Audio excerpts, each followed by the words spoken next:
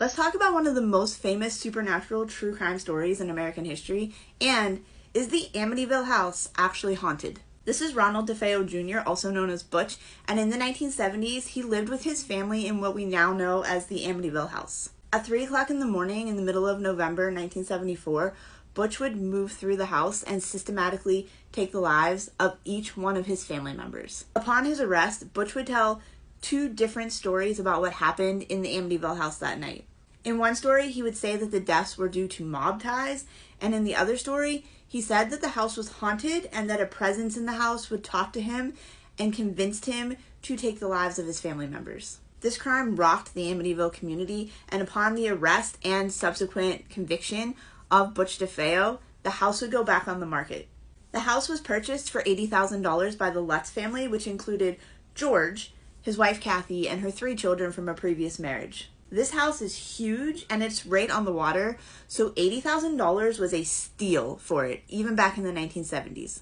The family was looking for a fresh start, and they thought that this was a deal that they could not pass up. The realtor did let George and Kathy know about the crimes that had occurred in the house, so they had that information when they purchased it. Shortly after moving in, the Lutzes claimed that they began to experience supernatural activity. This included hearing voices, seeing people in the house that weren't there, things moving on their own, and waking up at the exact time in the morning that the crimes had occurred. George allegedly became very paranoid, and his whole personality changed after they moved into the house. The family eventually ended up fleeing, leaving all of their belongings behind, never to return for them. Their story would become a permanent piece of the fabric of American culture whenever the book The Amityville Horror was published. George and Kathy Lutz also took lie detector tests after moving out of the Amityville house about the validity of the supernatural activity and whether or not it was haunted, and they both passed. I remember reading the book The Amityville Horror when I was probably too young to read it, and it terrified me. And then I also obviously saw the movies growing up, and I was convinced that this house was haunted. That despite all of Butch DeFeo's personal issues, that there was something underlying in this house that just pushed him over the edge. That was until 2012 when I saw the documentary My Amityville Horror.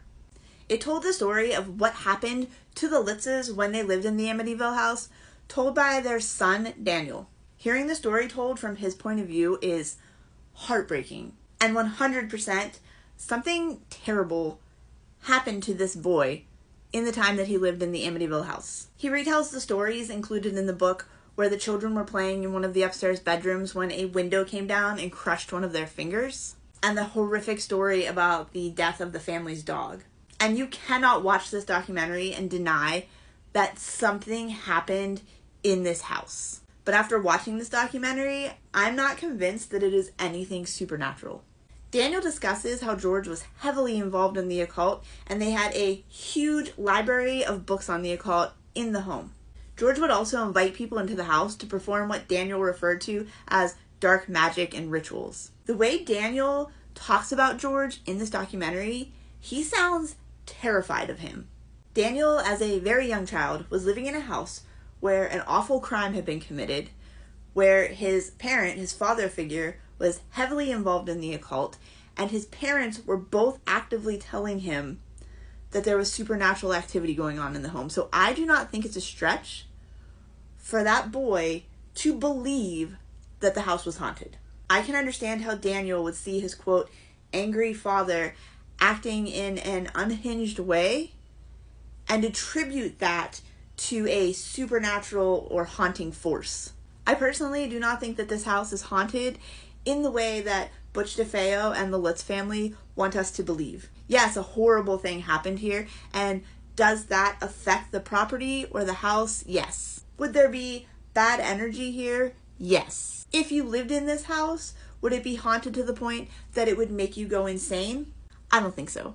The Amityville house is still standing, but the current owner wanted to deter people from coming to the house, so they were able to get a new address for the house, and they completely renovated the front so it does not look like this anymore. One of the things they did to change how the house looks is they removed those little half windows up by the attic. And although the DeFeo family tragedy happened back in the 1970s, Butch DeFeo just passed away in prison in 2021.